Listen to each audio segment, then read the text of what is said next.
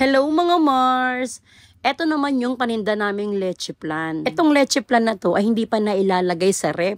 Pagkahango nga sa steamer ay pinalamig lang tapos tinesting agad ng anak kong panganay. At gusto niyan tikman itong aking gawang leche plan. December 29 ay meron na kaming display ng mga leche plan at ng mga ubi halaya dahil 28 pa lang ng December ay nagluluto na ako nito. Medyo may panghihinayang lang ako dahil medyo kaunti nga lang yung aking nagawang leche plan. Siguro mga nasa 120 pieces lang. At pagtungtong ng December 31, sobrang kulang na kulang talaga mga Mars dahil lahat ng mga nakabili sa akin nung araw ng 29, 30 at pagtungtong ng 31 ay bumalik sila lahat para bumili ng leche plan. Ang leche plan ko naman ay binibenta ko sa aming tindahan ng halagang 80 pesos ang isang tab at 100 pesos naman itong aking ubi halaya. Sa ubi halaya naman ay nakagawa kami ng mahigit 140 pieces tab. Saglit lang din mga Mars dahil naubos din agad ito sa aming kainan. Dahil sabi ko nga,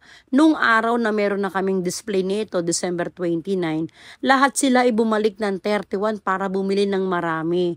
Kasi parang ipangreregalo din yata. At ang nakakalungkot mga Mars at hindi nawawala at naiiwasan, ay dumarating talaga yung time na merong nagpapareserve na bayad na tapos nakakalimutan na na-event lahat yung mga luto naming ubi halaya at nakalimutan namin magtabi para doon sa nagpa-reserve. Sa sobrang busy at dami ng mamimili ay nakalimutan na nga at salamat dahil naunawaan naman yun ng customer.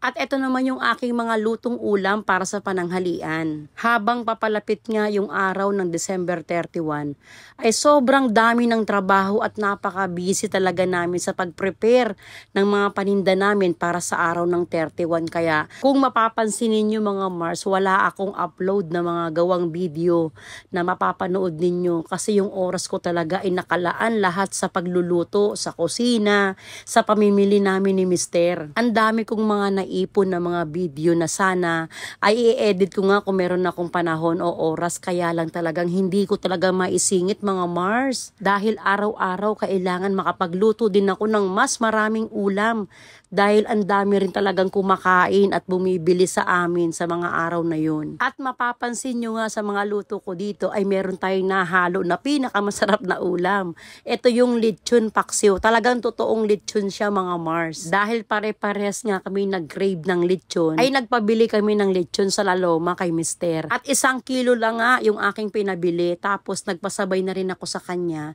ng para naman sa pang lechon paksiw. Yun yung mga naka-frozen na mga lechon at ibinebenta ito sa medyo murang halaga. Niluto at dinisplay ko dito sa aming kainan at nagustuhan ito ng aking maraming customer. Kaya ako ay nagpabili ulit para naman sa kinabukasan na luto ko para sa tanghalian. At sold out nga palagi itong aking lechon paksiw na 120 pesos yung isang order ko dito sa aming kainan. At dito rin sa video na ito ay mapapanood ninyo na ako ay sumama kay Mister mamili doon sa Balintawak Market. December 27, nagkayayaan lang kami ni Mister na lumabas para kumain. At habang kami ay kumakain ni Mister, nagpaplanuhan na nga namin yung pagluluto namin sa ubi halaya. Medyo matrabaho nga itong pagluluto sa ubi, kaya sabi ko sa kanya, maaga dapat yung aming pagluluto para sa ubi. At nagpunta nga kami dito sa may Balintawak Market pagkatapos namin kumain para bumili lang ng ubi. 30 kilos yung binili namin na ubi ni Mister. Sa history nga na pagluluto namin ng ubi ni Mister, ay ngayon pa lang kami gagawa ng 30 kilos. Wala talaga sa plano namin ang mamili sa araw na ito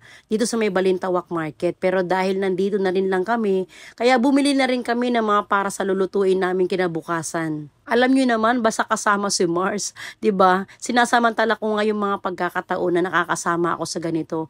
Parang lahat na lang yata ay gusto kong bilhin. At si Mister yung kinakabahan sa mga binibili ko dahil nga baka hindi magkasya sa aming sasakyan dahil kami ay nakamotor lang. At isa pang nakakatuwa rito mga Mars, dahil sa palengke na ito ay marami din akong mga followers na laging nanunood kay Tatas Food Shop. Kahit hindi nga ako palaging nakakasama kay Mister, paminsan-minsan lang, nakakarating naman lahat sa akin yung mga balita niya na maraming natutuwang mga tendera sa akin, sa aking pagbablog dito kay Tatas Food Shop. Hi mga Mars! Kumain ng kumayon, kumain ng grind, hanggat malakas pa. May na tuhod mo, wala na. Hindi mo na maaabot ang mga pangarap mo. Kaya kumita ng pera, mga Mars. Taga-taga lang. Makakamit rin natin lahat ng tagumpay. Darating din ang panahon, matutulog ka na lang. Yung gigising ka pa, Nagigising ka na. Pagising mo yung pagkain na nakakape. at tayo sabay-sabay angat, Mars. Sipag lang, sipag lang. At mag-aalas 12 na nga kami ng gabi na kami ay makauwi ni Mister sa aming bahay.